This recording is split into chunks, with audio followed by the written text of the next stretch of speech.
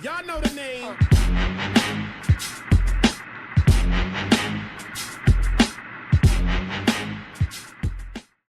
What's going on, guys? My name is Martinio, and today I want to talk to you about Assetto Corsa. Now, the reason that I'm talking about this game with Grand Theft Auto 5 random gameplay is because I've got Assetto Corsa right here. It's in the wrapping, but I'm fairly certain that the game is going to go back. And the reason for the game going back is, and the big one, there's a number of reasons, but the big one is private online lobbies is not an option you can do on the actual game. You can't do it. You can't create them. So you're left with public lobbies, which will probably be filled with douchebags who just want to cheat. And also, from what I'm hearing from comments, that you can't actually change any of the settings once you're in that public lobby. It's all set in stone. So options are being limited straight off the bat, and omitting the truth of private lobbies, because let's face it, there are a lot of people out there who are going to be using this game to do private online racing leagues that they've set up for them and their friends. But you can't do that without private lobbies, and it's not like you haven't had ample opportunity. You've delayed the game numerous times. Why haven't you told it that this, what is a core piece of online gaming these days, having the ability to set up private lobbies where you can limit who gets in and who doesn't? Why weren't we told about this early on? I feel very sorry and sympathetic for those people who have found out the hard way, who have bought the game, got it a few days early, very, very excited, they put it in, trying to maybe get a bit of a head start on their friends, only to find out that they can't create lobbies for them and their friends exclusively, and then they're also stuck with the game. You know, once you take the wrapping off, this little wrapping here, once you take that off, you will find it hard, if not impossible, to get a refund for that game. So that there seems very underhanded to me and kind of despicable, I'll be honest with you. And this isn't how you endear yourself to your new console gaming community with stuff like this. This is what not to do, okay? If you want an example of what not to do in terms of how to treat your gaming community, look at Project Cars. That's a cautionary tale. It's not a roadmap of what to do, it's a cautionary tale of what not to do. They lied about DLC content that was supposed to be coming, ovals, simulated pit crews. You know, the pit crews actually coming out rather than just having invisible work being done to your car. We were told that was going to be in there. It's not. You know, I'm not even getting into the whole Ian Bell thing. We know he's a dick, so we're going to leave that to the annals of history, because I don't really want to talk about that douchebag anymore. But like I've said, I'm not so much annoyed at the fact that it's not in there. Believe me, that's annoying, but I'm more annoyed about the way we found out that a day or so before release we're finding this stuff out, when you've had months to tell us and let us know. And this will influence purchases. And it would have influenced purchases a lot more had we been aware of this. So looking at it like that, it's almost like you said, well, when they find out that it's not in there, it won't matter. They've got the game and they're stuck with it. We'll have their money, so it's all good. I hate dishonesty. I really do. It's despicable. It really is. And like I said, you're alienating a very large portion of your gaming community straight away by not having this option in there.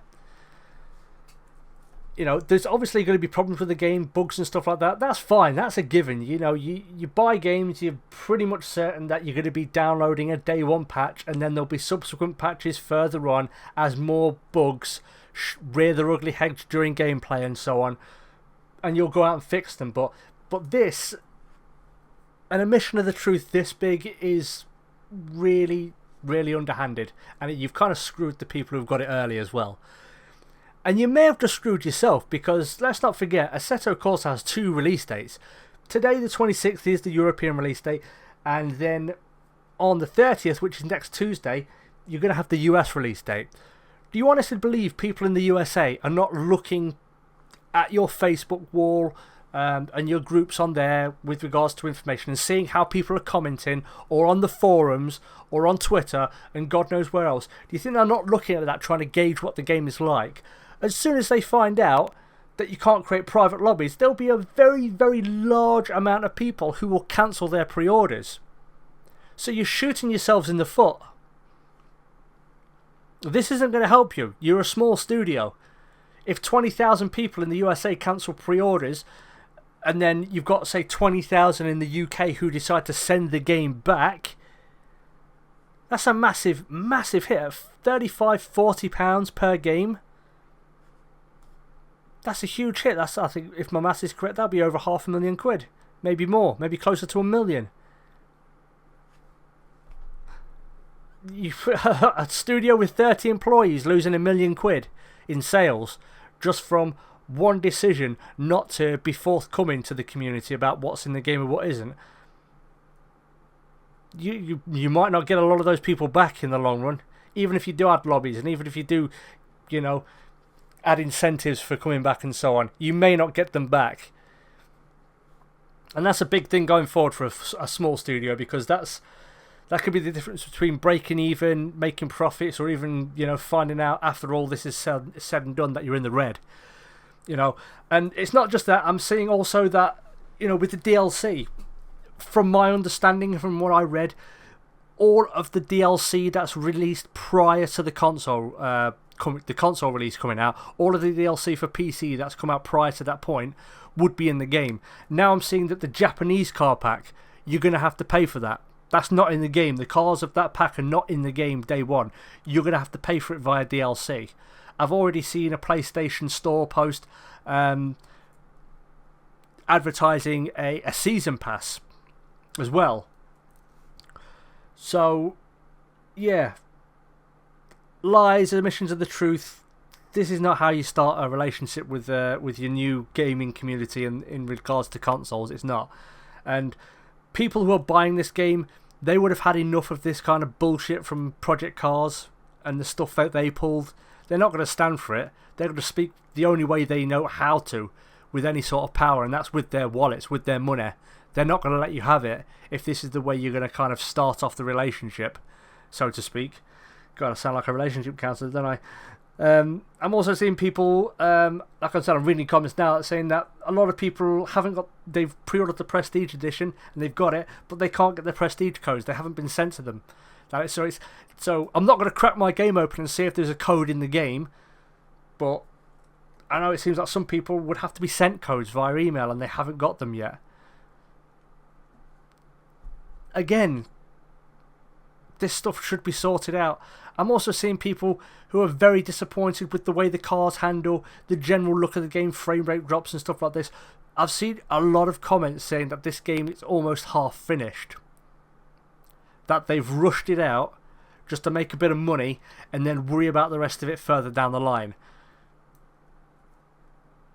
And you've had so much time, you've delayed it multiple times, and if that is the case, that the game is that bad, day one release, I said I can understand bugs in a game, but if it's really, really bad, then you've got to start asking questions, and people are going to look at that and think, well, why should I keep faith with them? I'm going to send my game back and then I'm not even going to buy it. Even if they do improve it, I'm not going to buy it. Which you're going to suffer from.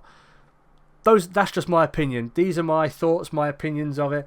Like I said, I have the game here, and the more I talk about it and the more I think about it, you know, I'm making the right decision by sending it back. Because while you would have seen me do things like in single player, I had a series plan where I was going to run through all of the cars in the game using the actual hill climb course, along with more racing randoms, which is, you know, by far and away my most popular series on my channel.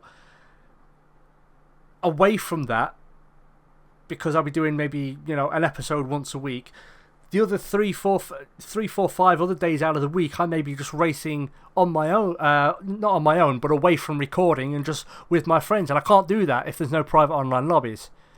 You know, if you get lucky to jump into a lobby that's empty and you're quick enough, you may be able to invite all of your friends to it. But there's still the possibility that you are going to find yourself with a load of random people who may want nothing more than just to be dicks, basically. So, yeah, for it not to be in their private lobbies is annoying. For you not to tell us about it before the game's released. Basically leaving some people high and dry who get it early, who are now not going to be able to return the game. That's not on. It's not. It's kind of underhanded. And, yeah, I'm afraid to say that more than likely Assetto Corsa will not be a game I'm playing. I may rent it, but I'm fairly certain, just on principle, that I won't give them my money for a full-blown actual ownership copy of the game. So there we go. There's my opinions. If you guys have opinions on this or anything, and you know, if you bought the game or if you decided to send it back or you have a different opinion, leave a comment down below. More than happy to discuss this with you guys. Hit like, hit subscribe. Again, apologies, I haven't got Formula 1 out yet. Truth be told, I had a bit of an accident on Monday, and the doctors believe, when I went to see him, that I may have prolapsed another disc in my back. So this week has been pretty shitty for me. But I'm hoping that this weekend, with some new medication which they've prescribed to me, that I may be able to, get rid of the pain long enough to do a first playing review of Formula 1. And I've also received an email yesterday from, just a random email, I don't know where it come from or who the guy was. They sent me a Steam code for this very fun looking game, so I'm going to try and play that as well and get a couple of videos, if not over the weekend, after the weekend. So Monday I might play them, Saturday and then Sunday, and then get them rendered and edited and so on, and get them up for Monday. But there we go. So thank you everybody so much for watching. As I said, if you have opinions on this, please leave a comment down below. Hit like, hit subscribe, stay cool, and as always, I will catch you on the flip side. Peace. Near enough daily, I've been uploading videos, all sorts, Fallout 4, CSGO, GTA, blah blah blah blah blah. But the last month or so, it's almost been weekly, and I'm going to explain why. So, if any of you recall, and I've mentioned it quite a few times, so if you don't recall, I'm going to be very disappointed in you. Last August, I injured my back, and the doctors, for about 6 months, they sat there, playing with their chins and scratching their heads. What could it be?